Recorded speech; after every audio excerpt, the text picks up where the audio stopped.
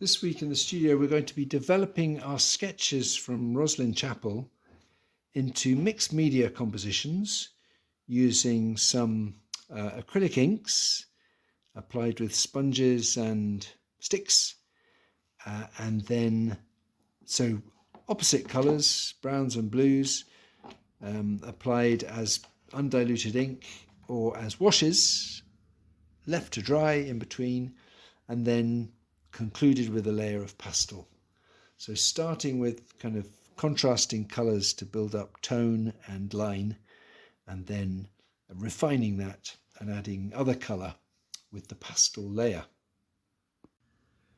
For our composition based on the sketches done in Rosslyn Chapel, I'm going to begin with some coloured ink. So I'm thinking in terms of us producing a mixed media piece in the studio, and I have some blue and some brown ink, and I'm going to sketch out. I've actually got a photograph. I didn't produce much work in the chapel, and I realise that many of you will probably feel that you've got some material which could be the basis for a sketch, but perhaps not enough. And I'm going to encourage you to perhaps try this mixed media approach to get the drawing or the painting started, and then perhaps refer to some photographic references. We couldn't take photographs in the chapel, but there are plenty of images online that might be usable. You know, if you've got a certain amount of information in your sketches that records some of the architecture, the position of windows, pillars, and so on, you could doubtless begin by reproducing your sketch with this approach using coloured inks, and then as you develop that information, you might want to know more about colour or more detail. I think you'll find images online which could provide that sort of information. So that's what I'm going to illustrate here. I'm going to take this approach. I've got some blue ink first. I've sharpened my stick, and with that sharpened stick I've produced a loose line drawing which I'm going to leave to dry now, and then I'm going to put some brown ink wash over the top, and then take it from there, either with more coloured inks or with watercolour, and then eventually with some pastel. So I've allowed a bit of time for some of the ink to dry. It's not all dry. I did use a hairdryer to speed up the process. Actually, it is all dry. It's shiny, so it looks wet. So I will go on now then to apply some wash. So that was undiluted blue ink. I'm now going to try some brown wash with a piece of sponge, and I'm just using that to put a bit of pattern of shadow and tone, and it's interesting to see how the two work together. I've got a piece of sponge which is requiring me to apply the wash fairly broadly. I have a photographic reference, and I'm following a certain amount of pattern of light and shadow.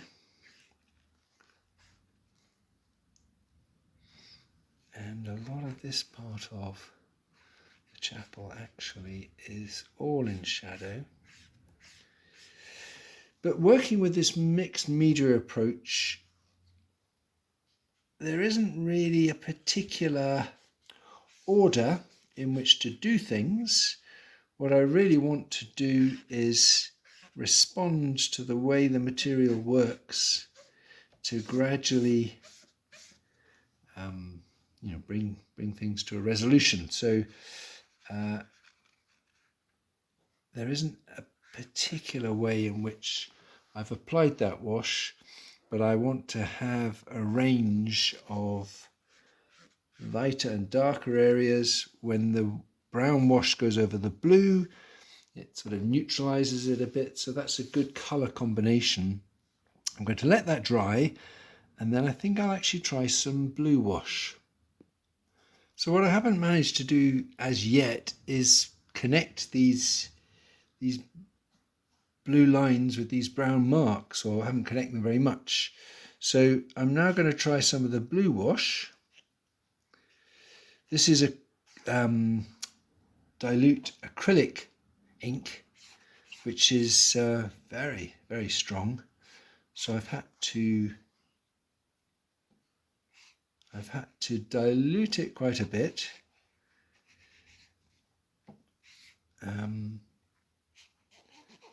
In order to not have it too overpowering. And I think that's quite good. So I've just got to get a feel for how these layers work together. Also trying to see if there's anything surprising happening. Leaving a little bit of white in places. I'm actually thinking maybe I should have used the brown ink a little bit more strongly. Anyway, I'm just going to bump up the blue a bit. This may be too strong, but the mixed media approach is all about making discoveries. And if I'm too timid, I won't learn anything. So there we go. I'm going for something just a bit stronger. And I think then in turn, I will strengthen the brown. And I'll have a bit more of a, as I've said it, a rapport between these two base colours. So I'm trying to kind of balance my opposite blues and browns, and some of that can happen in a fairly arbitrary sort of way. And then I'm going to add some more detail, probably using the undiluted brown, and then finally I'll try a little bit of colour. So with the blue, stronger blue wash, dried with a hairdryer, let's try a little bit of the brown. So this is the undiluted brown ink. And really what I'm trying to do is establish a kind of tonal range. I've got white paper and I'm now building up some warm dark browns which are as strong as those blue lines that I started with. And along the way, especially when I spread it out, the blue and the brown mix and give me some good kind of mid-tone areas. So, I'd like a bit of everything. I want some white paper, I want some brown areas, some blue areas, and some areas where the two of them mix. So that's not too bad. To that I'm now going to draw a little bit with the brown ink with my stick again, and then I'll try a bit of colour. So from my photographic reference, I'm now just beginning to look at some of the more ornate, I don't know if you could call it graphic, but ornate detail that's on all of these pillars and columns. I might have gone further than I want there. So yes, introducing a certain amount of graphic. I'm taking too much ink, but I'm quite pleased because there's a certain touch of John Piper's lithographs to this technique. So I'll have these coloured inks in the studio. Also have some collage, so it might even have been an idea to start some of this composition with some colour shapes. But it is nice to build up these layers and to not be absolutely clear at the start what you're going to bring out or emphasize, but allow the whole process of building up colours and tone. Well, I've tried to build up tone with opposite colours, and that's giving me a reasonably good basis for either adding detail as I'm doing, or for even adding new colours. And I think it might be quite nice to have something a bit more solid in the foreground, so I'll fill in some of this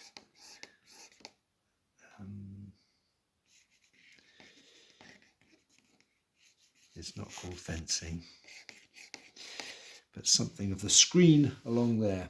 So I'll dry that and I'll try a last layer of colour. So as a concluding layer, having dried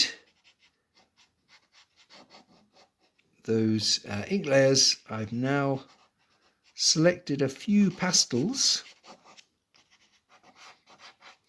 which are, related in colour. This is a sort of pale orange, because I think it probably would be good to manage to reserve the white of the paper, perhaps just for the windows. So I might be looking for other ways of getting the white areas that are left over that aren't window treated with a bit of colour. And you can see the way that I'm applying the pastel, we can still see through to the ink layer underneath. And I've selected pastels which are generally in the sort of warm, well, they're either related to the brown or to the blue. So those are the brown ones, and the creams, and the pale oranges, and then this is something that's not unlike the blue. I'm not sure about that yellow. I don't know if that yellow was a good idea. Anyway, this is the thing now, just to explore a bit in mixed media to see how the different colours of this layer can create some kind of conclusion, some kind of resolution, but without losing those layers that I began with, which I hoped were going to provide a sort of tonal structure, but one that was a mix of contrasting colours.